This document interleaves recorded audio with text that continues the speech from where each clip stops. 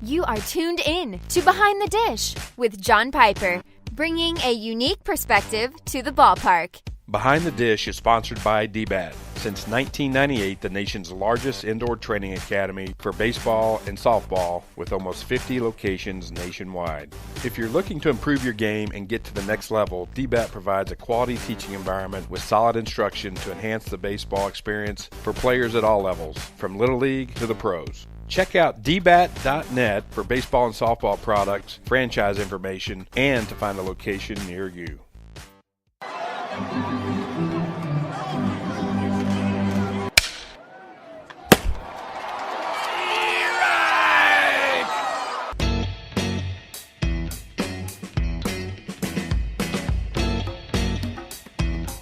And now your host, John Piper.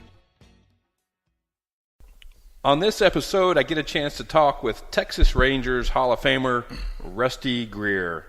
Welcome to the show, Rusty. Thank you. Thanks for having me. I'm looking forward to it. Man, this is fantastic. Many of our Texas-based listeners and fans of yours would like to jump ahead to your playing days at the ballpark at Arlington. We'll get to that, but I'm more intrigued by your humble upbringing in a small town in northeast Alabama, Albertville, Alabama. Well, what was the population there when you were growing up? Albertville was a small town, and I'm going to say when I was growing up there, it was between 10 and 15,000 maybe. So it wasn't very big, may have been less than that, but just a small Alabama town, and we actually had 6A high school, but we were right on the line of a 6A and 5A, but growing up there it was nice and but not your baseball mecca that you see in the DFW area. Oh yeah. Who were some of the role models? I know probably some coaches, other folks that impacted your life, built that foundation, makes your character today back in Albertville growing up. Obviously, my dad played a big role in that. Still does today. I still call him for advice. Bobby Reasoner, my college coach. There was a coach, a basketball coach of mine named Shannon Sloan in high school that he had a bigger impact on me than I thought until I got grown.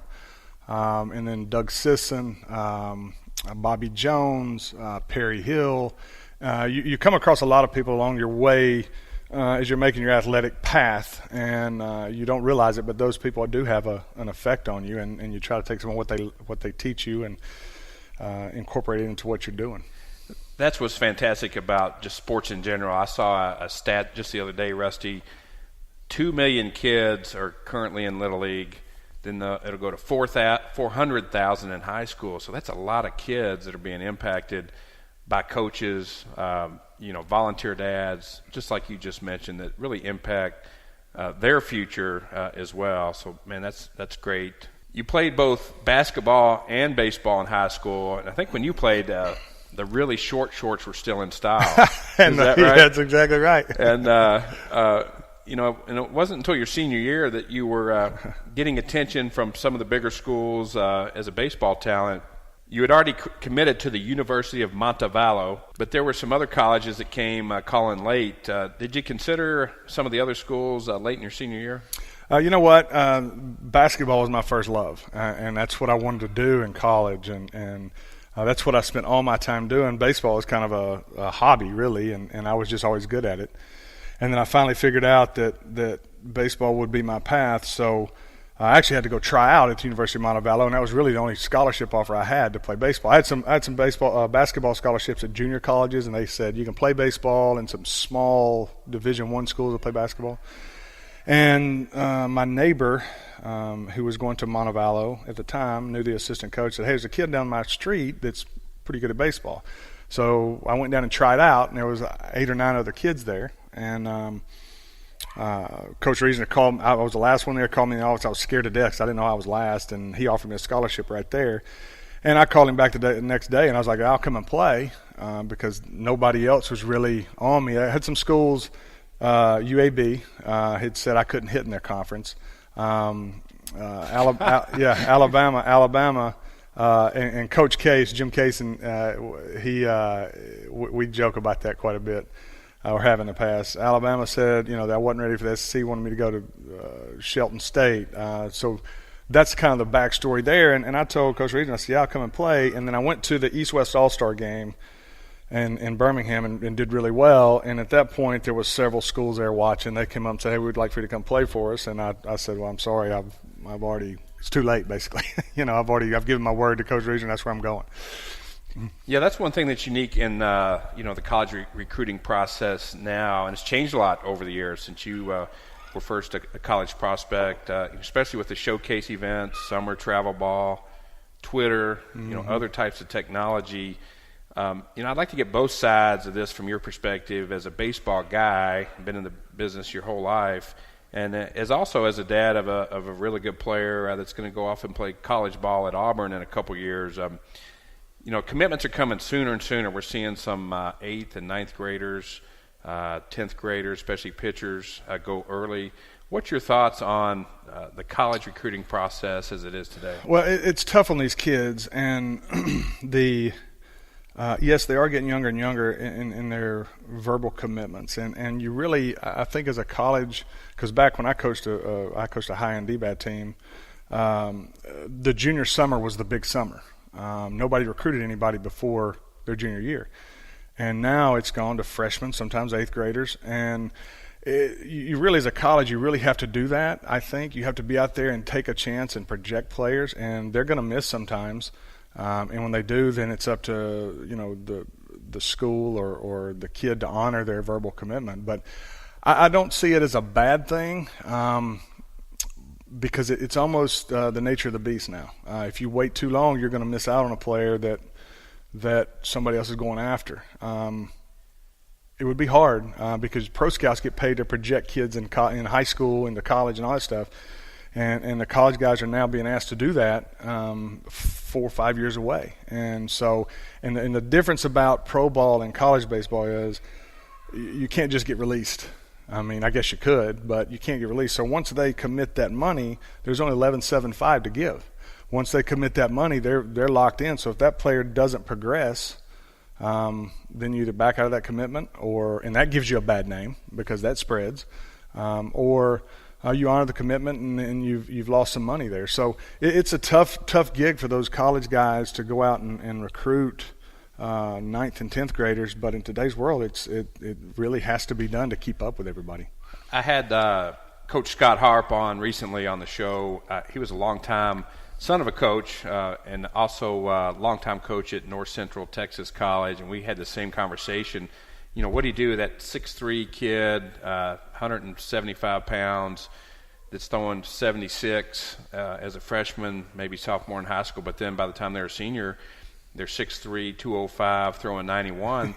There's no spots for them. Right? Yeah, unless you go after him, and that's why those guys are in such a tough spot, because that kid is now a Friday night starter.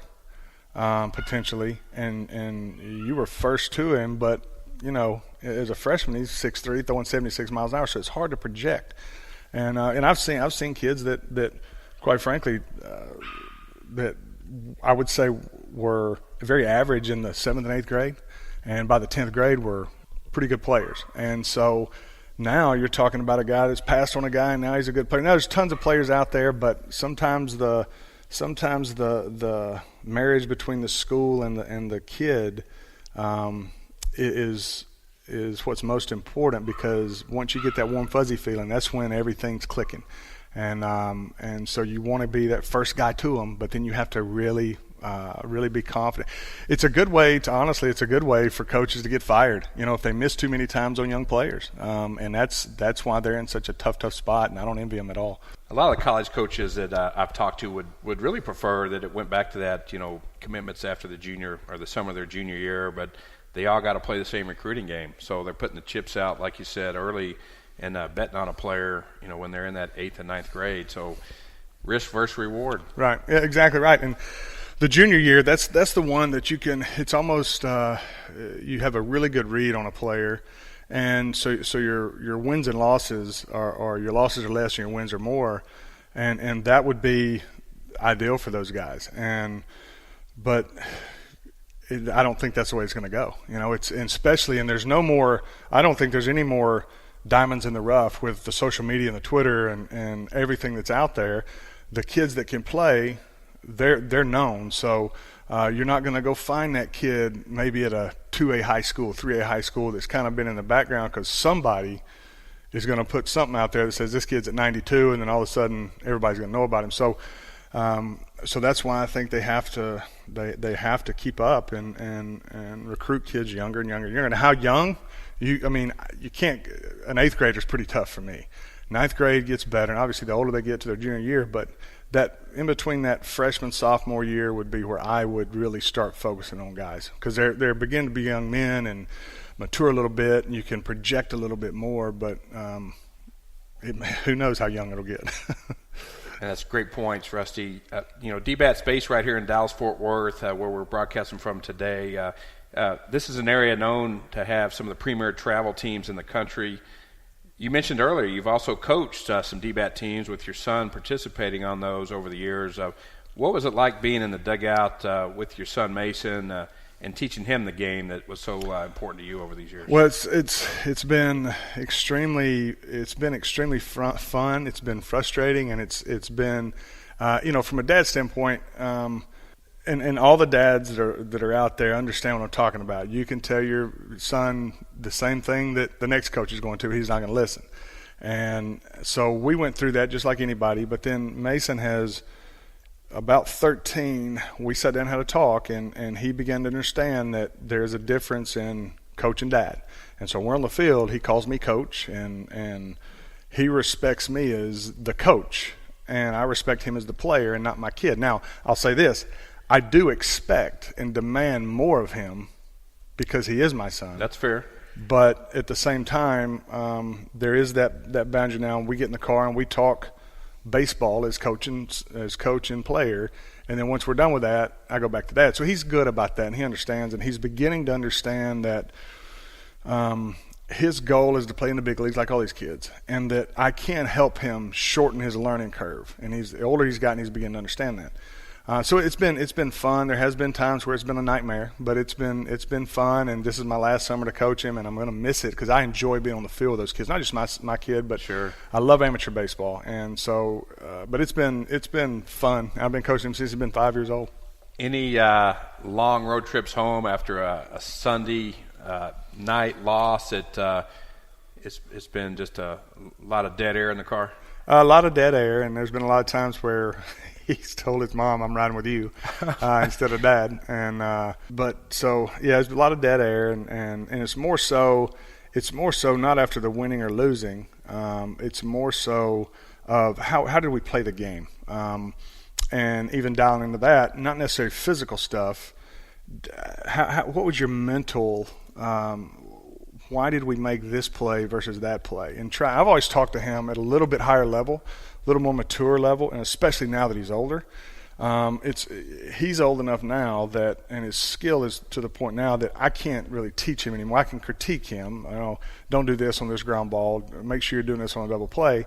But now he's at the age, and all these 17, 18-year-old kids are at the age where it needs to stop because his baseball, the physical part of it, it's up to him now.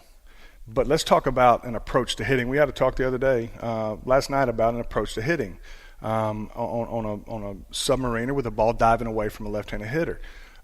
We talked about the approach that should be taken versus a right-hander that's throwing straight over the top and what we're thinking about. So I talked to him now at a little higher level and more about the mental side of it, preparation and preparing. And the problem for me is I go through the at-bat with him, and I do all these kids that I see as they're walking to the plate. I've been watching the pitcher walking to the plate. I'm going, okay, if it was me, I'd be doing this. And especially with him, he switch hits. So left-handed, I'm really going through it with him. And I'm going, okay, this is what I would be doing. And then, he'll swing at the first pitch, and that's where I get frustrated because I'm playing that at bat as if I were in the box.